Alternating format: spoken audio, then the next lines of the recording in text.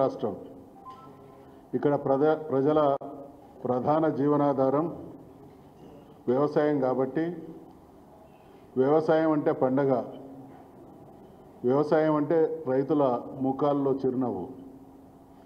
తెలంగాణ రాష్ట్రం సాధించిన తర్వాత బొట్టు బొట్టును ఒడిసిపట్టి తెలంగాణలో ఉన్నటువంటి ప్రతి ఇంచుకు సాగునీరు అందించి తెలంగాణ వ్యవసాయాన్ని భారతదేశానికి ఆదర్శప్రాయంగా తీర్చిదిద్దినటువంటి పాలన నాయకుడు కేసీఆర్.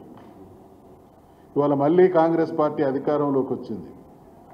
వచ్చిన తర్వాత 2014కు పూర్వము తెలంగాణ రైతు ఎటువంటి సమస్యల మధ్య విలవిల్లాడిండో ఆ పరిస్థితుల్ని పునరావిష్కరణ చేసేటువంటి దుర్మార్గం కొనసాగుతూ ఉన్నది.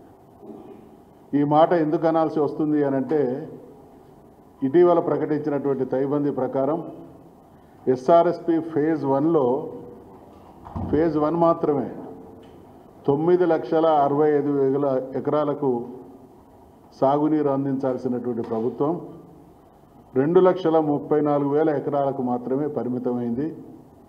దాదాపు 7,30,000 ఎకరాలను ఎండబెట్టేటువంటి దుర్మార్గం. ఇది ఫేజ్ 1కు సంబంధించింది. ఫేజ్ 2 ఊసే లేదు. ఒకవైపు తైబందీ ఎప్పుడు ప్రకటించాలి, ఎంత అడ్వాన్స్గా రైతును అలర్ట్ చేయాలి, వాళ్ళు నార్లు పోసి నాట్లు పూర్తిగా వస్తున్నటువంటి తరుణంలో లక్షలాది ఎకరాల్లో నాట్లు వేసినటువంటి తర్వాత ఈ తైబందీ ప్రకటించి దుర్మార్గానికి ఒడిగడతా ఉన్నది కాంగ్రెస్ ప్రభుత్వం. ఇలా కాంగ్రెస్ ప్రభుత్వం అంటే రైతాంగం పాలిట శాపంగా తయారైంది, పాపంగా తయారైంది. చాలా బాధతో చెప్తున్నాం. గతాన్ని చూసినటువంటి వాళ్ళం.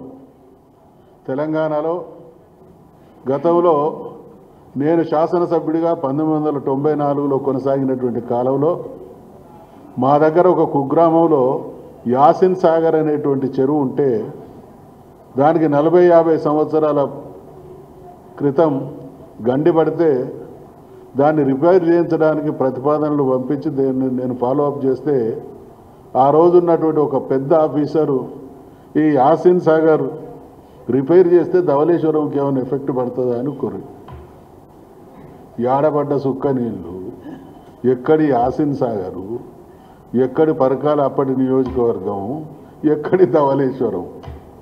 అంటే ఉద్దేశం ఏంటి? ఇక్కడ పడేటువంటి నీటి చుక్క ఇక్కడ ఆగకూడదు, ఇక్కడ పడేటువంటి నీటి చుక్క ఇక్కడ నిర్రలు వాసినటువంటి బిళ్లను సస్యశ్యామలం చేయకూడదు. అందుకనే తెలంగాణ బతుకు కేసీఆర్ గారు చెప్పినట్టు బొంబాయి దుబాయ్ బొగ్గుబాయిగా మారి దయనీయమైనటువంటి పరిస్థితులలో కళ్ళ ముందు నుండి గోదావరి పరుగులు పెడుతున్న, కృష్ణ బిరబిర సాగుతున్న తెలంగాణ బీళ్లకు నీళ్ళందనటువంటి దయనీయ స్థితిని గమనించి తెలంగాణను సస్యశ్యామలం చేయాలి, తెలంగాణను భారతదేశంకే ధాన్య భాండాగారంగా తీర్చిదిద్దాలనేటువంటి తపనతోని కేసీఆర్ గారు చేసినటువంటి భగీరథ ప్రయత్నం వల్ల తెలంగాణలో ఉన్నటువంటి చెరువులన్నీ పునరుద్ధరించబడి ఎండాకాలంలో కూడా జలకళతో తొనికిసలాడేటువంటి, ఒకవైపు జలకళతోని చెరువులు, మరొక వైపు పసిడి రాస్తులతోని రైతాంగం అద్భుతమైనటువంటి రాష్ట్రంగా తీర్చిదిద్దబడ్డటువంటి రోజుల్ని మళ్ళీ వ్యవసాయం అంటే దండగా, వ్యవసాయం వీళ్ళ లోపభూయిష్టటువంటి విధానాల వల్ల, వీళ్ళ నిర్వాహకం వల్ల చూస్తూ ఉన్నాం. ఈ మధ్యకాలంలో ప్రతిరోజు చరివిత చరణంగా యూరియా బస్తాల కోసం రైతాంగం ఏ రకంగా పడిగాపులు వస్తూ ఉన్నది. మేము అనుకున్నాం తెలంగాణ వచ్చింది కేసీఆర్ గారి సమర్థ పరిపాలన వల్ల గతంలో ఉన్నటువంటి సమస్యలన్నీ శాశ్వతంగా పరిష్కరించబడ్డాయి. పరిష్కరించబడడానికి అనువైనటువంటి ప్రాజెక్టుల నిర్వహణ, చెరువుల పునరుద్ధరణ అన్నీ సమకూర్చిన తర్వాత మళ్ళీ గతం పునరావృతం అవుతున్నది అనంటే ఇది ముమ్మాటికి కాంగ్రెస్ ప్రభుత్వం రైతాంగం పాలిట కొనసాగిస్తున్నటువంటి కక్ష. ఆకలి చావులు, రైతులు చేసుకున్నటువంటి ఆత్మహత్యలు గతంలో అన్నీ కావు. వాళ్ళ వ్యవసాయ భూముల ధరలు పెరిగి రైతులు గుండె మీద చేయి వేసుకుని బతికేటువంటి పరిస్థితి నిన్నటిదాకా కొనసాగితే మిత్రులందరికీ కూడా తెలుసు, నాగార్జున సాగర్ మీద రైట్ కెనాల్ మీద ఉండేటువంటి లిఫ్టులను అనేక సంవత్సరాలు ప్రభుత్వమే మెయింటైన్ చేసింది. లెఫ్ట్ కెనాల్ మీద ఉన్నటువంటి లిఫ్టులకు మాత్రం రైతులు కరెంటు బిల్లులు చెల్లించుకోవడం, రిపేర్ చేసుకోవడం జరిగింది.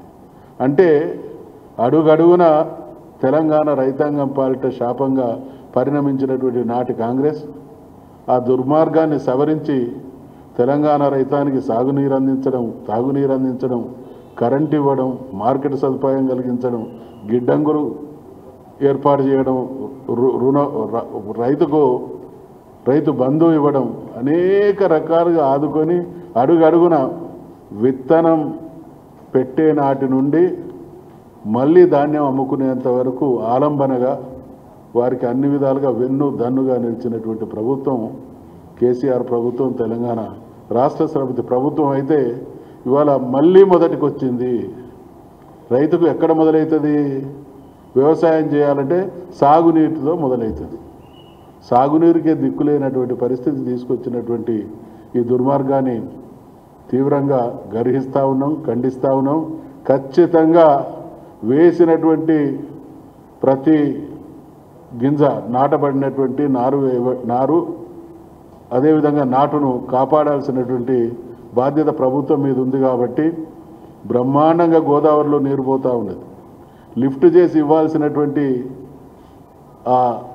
ఉన్నటువంటి ప్రాజెక్టును సద్వినియోగం చేసి రైతులతో శభాష్ అనిపించుకోవాల్సినటువంటి ప్రభుత్వం భేషజానికి పోయి నీలాప నిందలు వేసి అంత భారీ ప్రాజెక్టుని నిర్వీర్యం చేసి వాళ్ళ దుర్మార్గానికి రైతాంగ ప్రయోజనాలను పనంగా పెట్టేటువంటి నీచానికి ఒడిగడుతున్నారు. కాబట్టి ఈ చర్యను తీవ్రంగా ఖండిస్తూ ఉన్నాం.